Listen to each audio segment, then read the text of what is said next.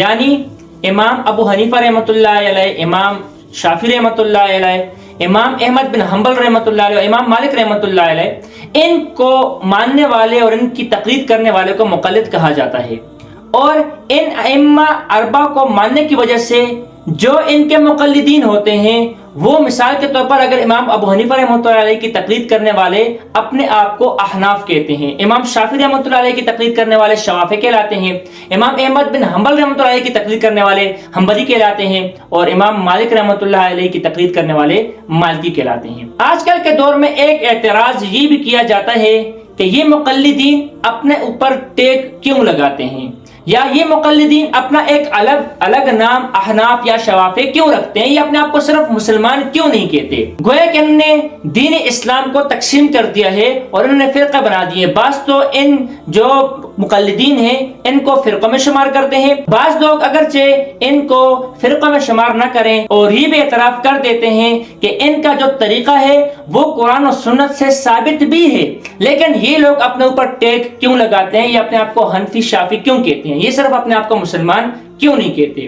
تو اس کے متعلق جو پہلے ایک ویڈیو میں اشارتاً بتا چکا تھا کہ مطبوع ذات صرف اللہ رب العزت کی ذات ہے، یعنی بالذات جس کی اتباع کی جاتی ہے وہ اللہ رب العزت کی ذات ہے، اور اس کے بعد انبیاء علیہ الصلوۃ والسلام، نبی پاک صلی اللہ علیہ وآلہ وسلم، صحابہ، تابعین یا فقہا کی جو اتباع کی جاتی ہے یا فقہا کے جو ہے نا بات مانی جاتی ہے وہ بالذات نہیں مانی جاتی، ان کا اتباع بالذات نہیں کیا جاتا، بلکہ ان کا اتباع اس لیے کیا جاتا ہے کہ اللہ رب العزت کا حکم مانے، اللہ رب العزت کے احکامات کو ہی پورا کرنا ہے لیکن طریقہ ان کا ہو، اللہ رب العزت کے احکامات کو ہی ماننا ہو لیکن دلائل جو انہوں نے بیان کیے ہیں ان پر اعتماد کر کے اس کے مطابق عمل کریں، اس طور پر ان کی اتباع کی جاتی ہے۔ اب اپنے آپ کو حنفی کا ٹیگ لگانا، شافعی کا ٹیگ لگانا، یہ گویا کہ کفر الاسلام کا انہوں نے مسئلہ بنا دیا کہ گویا یہ بالکل ناجائز اور حرام ہے، حالانکہ یہ ٹیگ لگانا یہ بھی قرآن مجید سے ثابت ہے۔ اللہ رب العزت قرآن مجید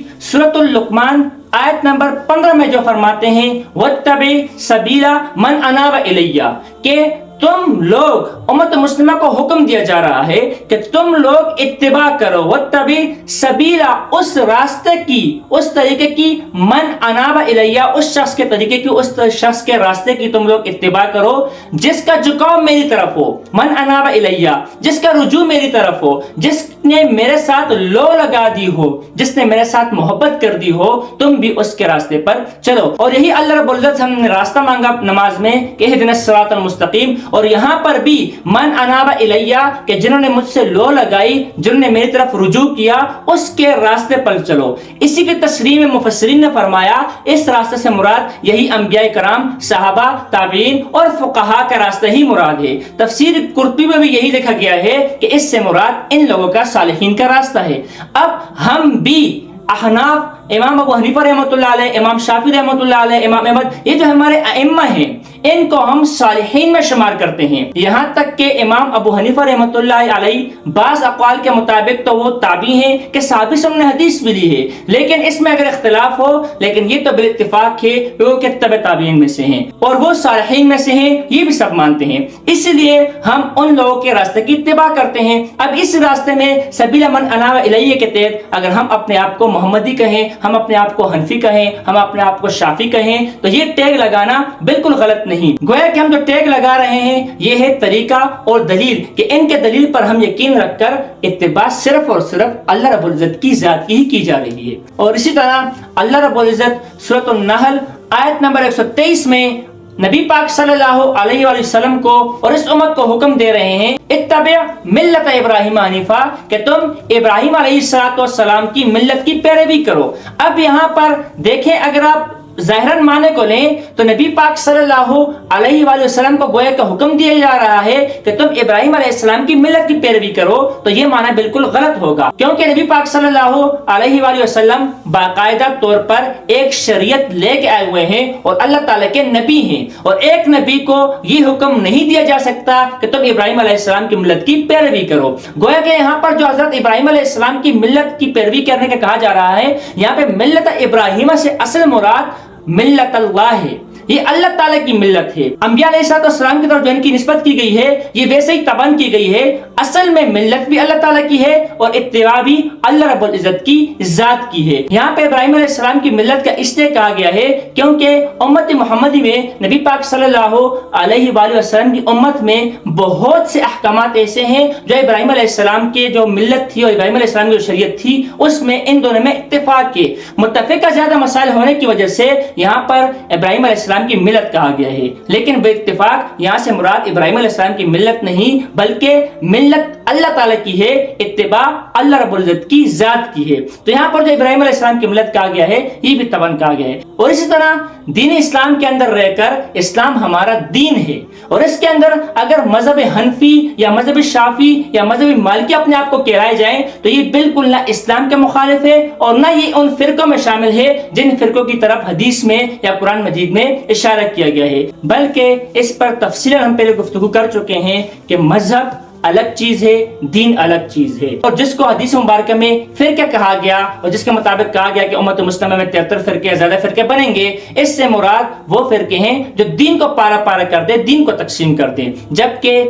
دین کی تشریح عربی کے لحاظ سے دین الگ ہے, مذہب الگ ہے, مسلک الگ چیز ہے. آج تک جو شخص یہ کہتے ہیں یا کتابوں میں ہمیں لکھا ہوا ملتا ہے کہ ہمارا مذہب اسلام ہے, یہ اردو کے لحاظ سے مذہب کو اس طور پہ استعمال کیا جاتا ہے. لیکن عربی کے لحاظ سے جب مذہب کا نام لیا جاتا ہے تو اس سے مراد کچھ اور ہوتا ہے. اصل میں جو دین ہے وہ ہمارا اسلام ہے. اس کے بعد نمبر آتا ہے مسلک کا. تو مسلک ہمارا مسلک اہل سنت والجماعت ہے. مسلک سے مراد قرآن مجید اور حدیث مبارکہ کی وہ آیات اور وہ احادیث جن کے جو مطالب اور معنی ہیں وہ ظنی ہیں. ان ظنی میں جب اختلاف ہوتا ہے تو بعض جو لوگ ہوتے ہیں وہ بدعت کی طرف نکل آ جاتے ہیں یا دوسری طرف نکل جاتے ہیں. تو جو بدعت وغیرہ راستوں سے بچ جائے اس مسلک کے لحاظ سے ہم کہتے ہیں ہم اہل سنت والجماعت ہیں. پھر اہل سنت والجماعت میں آگے آتا ہے مذہب. مذہب سے مراد ہے ایک راستہ, مذہب سے مراد ہے طریقہ. تو امام ابو حنیفہ رحمۃ اللہ علیہ کی پیروی یا تقلید کرنے والے امام ابو حنیفہ کو اس طور پر مانتے ہیں کہ جو امام ابو حنیفہ رحمۃ اللہ علیہ نے دلائل دیے ہیں, دلائل کے لحاظ سے, علم کے لحاظ سے اور فہم و فراست کے لحاظ سے, تقوی کے لحاظ سے, ورع کے لحاظ سے زیادہ ہم سے جو ہے نا وہ امام ابو حنیفہ رحمۃ اللہ علیہ بہتر تھے. انہوں نے قرآن کو ہم سے زیادہ بہتر انداز میں سمجھا, انہوں نے حدیث کو ہم سے بہتر انداز میں سمجھا, انہوں نے اس قرون کو دیکھا, اس زمانے کو دیکھا, صحابہ کرام رضوان اللہ تعالی علیہم اجمعین کے قریب کے زمانے کو دیکھا, اس زمانے میں عمل کیسا تھا, حدیث کیسے تھا, قرآن کے مطابق ان کی فہم و فراست جو تھی وہ ہم سے زیادہ تھی. اس لیے ہم امام ابو حنیفہ پر اعتماد کر کے کہ انہوں نے ہم سے زیادہ بہتر قرآن کو سمجھا, انہوں نے جو مسائل اخذ کیے قرآن مجید سے اور حدیث مبارکہ سے, ہم ان کے مطابق اس پر عمل کرتے ہیں. اس طرح شوافع نے امام شافعی رحمۃ اللہ علیہ کو اس لحاظ سے زیادہ بہتر سمجھا کہ قرآن و حدیث سے وہ ہمارے لحاظ سے زیادہ باخبر تھے, انہوں نے جو مسائل نکالے ہم ان مسائل میں امام شافعی کی پیروی کرتے ہیں. اسی طرح حنابلہ اور اسی طرح امام مالک رحمۃ اللہ علیہ کو ماننے والے ہیں. اب سوال کیا جاتا ہے کہ جب نبی کا ہی دین ہے تو پھر یہ سارے ائمہ ایک پر اتفاق کیوں نہ ہوئے, یہ متفق کیوں نہ ہوئے, یہاں پہ الگ الگ مذہب کیوں بنے؟ تو اس کے متعلق بھی ہم تفصیلی ویڈیو ریکارڈ کر چکے ہیں کہ قرآن مجید کے کچھ احکامات ایسے ہیں جہاں پر ایک ہی لفظ کے دو معنی ہوتے ہیں اور دونوں معنی میں سے ایک معنی کو ترجیح دینا ذرا مشکل ہو جاتا ہے. تو اس طور پر ہم فقہا کو دیکھتے ہیں, فقہا کس معنی کو اپنے لحاظ سے ترجیح دیتے ہیں. اور اسی طرح ایک حدیث مبارکہ سے ایک قسم کا حکم ہمیں سمجھ میں آتا ہے اور دوسری حدیث سے دوسرے قسم کا حکم ہمیں سمجھ میں آتا ہے. اب دونوں حدیث کو جمع کیسے کیا جائے اور اگر دونوں معنی ایک ساتھ جمع نہ ہو سکے تو کس حدیث کو ہم ترجیح دیں؟ تو ان آیات میں ہم فقہاء کرام کی طرف دیکھتے ہیں کہ انہوں نے اپنے دلائل کے ساتھ اور صحابہ کرام رضوان اللہ تعالی علیہم کے عمل کو دیکھا ہوتا ہے اور وہاں سے وہ ان معنوں کو ترجیح دیتے ہیں. اور یہ اختلاف صرف ائمہ میں نہیں بلکہ صحابہ کرام رضوان اللہ تعالی علیہم اجمعین کے زمانے سے ہی تھا کہ بعض صحابہ ایک طریقے پر عمل کرتے تھے, بعض صحابہ دوسرے طریقے پر عمل کرتے تھے اور نبی پاک صلی اللہ علیہ وسلم نے دونوں کی تحسین بھی فرمائی ہے کہ تم بھی درست تم بھی درست. ان فقہا کے درمیان جو اختلاف ہے وہ دونوں طریقے نبی پاک صلی اللہ علیہ وسلم اور صحابہ سے ثابت ہیں. ان فقہا کے درمیان جو مسئلے ہیں ان میں تقریباً 80 سے 90% بالکل متفق علیہ ہیں, ان میں کوئی اختلاف نہیں. اور اس کے بعد جو مسائل میں اختلاف ہے وہ بھی